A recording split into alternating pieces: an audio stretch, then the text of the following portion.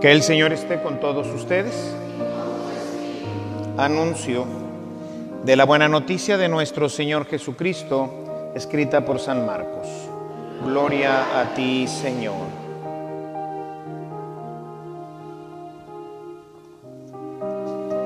En aquel tiempo, Jesús fue a su tierra en compañía de sus discípulos. Cuando llegó el sábado, se puso a enseñar en la sinagoga, y la multitud que lo escuchaba se preguntaba con asombro: ¿dónde aprendió este hombre tantas cosas?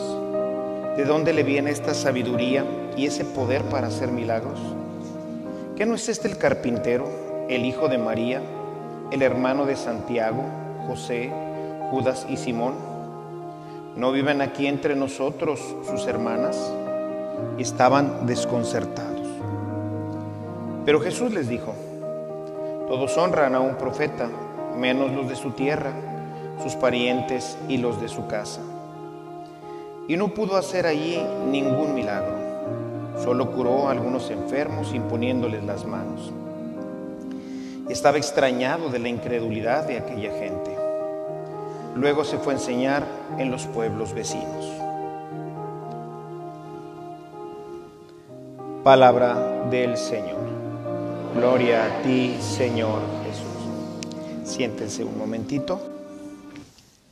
El texto que nos presenta el Evangelio que venimos leyendo de Marcos, ya ahora en el capítulo 6, nos presenta dos elementos que generalmente se estudian. Se puede sacar pues mucho material de este texto, como siempre.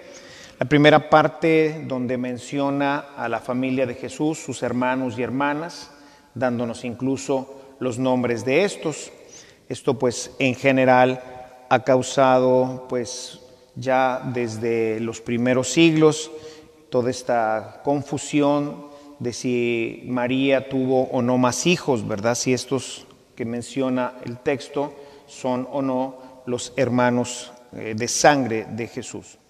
Las investigaciones más serias que se han hecho entre los hermanos separados, los hermanos de la Reforma y los católicos, que podría prácticamente resumirse en un libro muy interesante del padre Brown, que hace junto con un equipo de sacerdotes y también de hermanos protestantes, pues llegan a la conclusión de que es prácticamente imposible llegar a saber si Jesús, al menos con los textos bíblicos, se pueda decir claramente que Jesús tuvo hermanos de sangre, es decir, que son hijos de la Santísima Virgen María.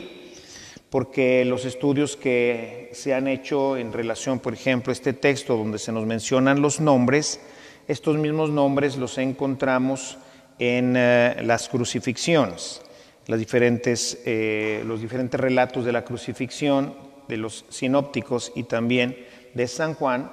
Encontramos estos nombres referidos a otras mujeres que no son propiamente la Santísima Virgen María.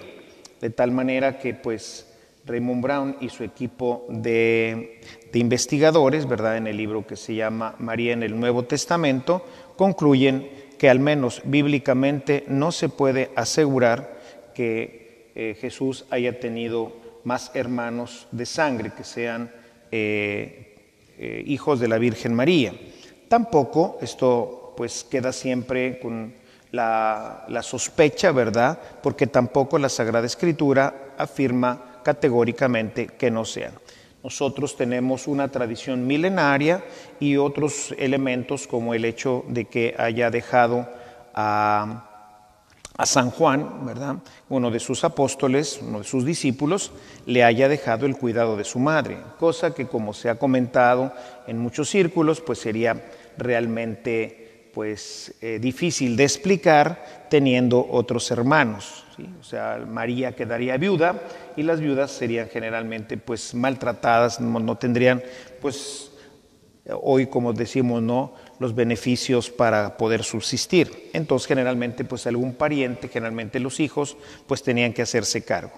Dado que Jesús en este texto de San Juan sería el único hijo, y él muere en la cruz, pues lo último que hace antes de morir es dejarle el encargo a uno de sus mejores amigos, que sería este discípulo amado. Entonces, no tenemos, desde el punto de vista bíblico directo, no tenemos ninguna referencia a este tema de el parentesco que puedan tener estos hermanos y hermanas de Jesús, pero sin embargo la tradición y estos textos que se llaman también secundarios nos permiten llegar a la conclusión de que no tuvo más hijos. También el padre Stefano de Fiores dice en sus estudios que no hay ningún texto ni dentro de la Biblia ni fuera de la Biblia en donde se hable de hijos de la Virgen María. No se habla en ningún lado de hijos de la Virgen. Se habla de este término de hermanos que dentro de la Escritura pues puede referirse a muchas gentes, hermanos, primos, parientes, incluso los mismos miembros del clan. Entonces eso por un lado para pues dejar esta referencia clara, siempre causa suspicacia, ¿verdad? Y los hermanos de la Reforma pues generalmente lo usan para pues menospreciar a nuestra Madre Santísima. Y un pequeño comentario nada más del final, ¿verdad? Porque me parece importante, dado que hemos venido hablando sobre el tema de la predicación, pues no tener pues miedo de predicar en nuestras casas. Ciertamente pues como le pasó a Jesús, pues no le creían, ¿verdad? No es el carpintero, el hijo de María, ¿verdad? Pues así también cuando nosotros vivimos esta conversión, pues nos dicen, pues no es el del barrio, no es el ingeniero, la persona fulana, ¿qué nos viene a decir ahora de Jesucristo? Yo creo que todo esto, pues, no debe de amedrentarnos, no debe de quitarnos el deseo de ser un instrumento de la gracia de Dios para que otros hermanos se conviertan y sobre todo de manifestar abiertamente nuestro cristianismo. Busquemos ser cristianos auténticos, que transparenten completamente lo que son, y por otro lado pues tengamos claro que a veces la Escritura no es suficientemente clara sobre algunos aspectos, pero que tenemos una tradición milenaria que es la que nosotros junto con la Escritura nos va dando la pauta correcta sobre nuestra doctrina. Alabado sea Jesucristo.